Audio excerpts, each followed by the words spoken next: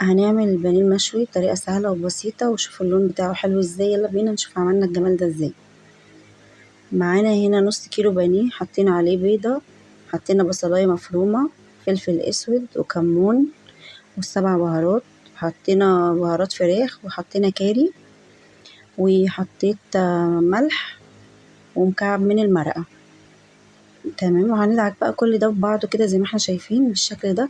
طبعا ما ننساش الليمونة، ليمونة كاملة، ونخلط كل الحاجات دي كده مع بعضها، ونسيب الكلام ده كله كده على الاقل حاجة ساعة. بعد الساعة بقى هنيجي على البوتاجاز على جريل كده، هنحط معلقتين زيت وهنحط معلقتين من الزبدة زي ما احنا شايفين، مكعب زبدة. نحط بقى البانيه كده زي ما احنا شايفين كده، نرصه كده في الجريل كده او طاسة، اي حاجة يعني عندك متوفرة، مفيش مشكلة، طاسة جريل اللي عندك موجود تمام. نقلبه كده على الجنبين زي ما احنا شايفين كده، اما ياخد اللون بتاعه. شايفين الجمال واللون، شكله تحفة، والبيض مش هيبان فيه ولا اي حاجة. يلا بقى بينا نقدم الطبق بتاعنا.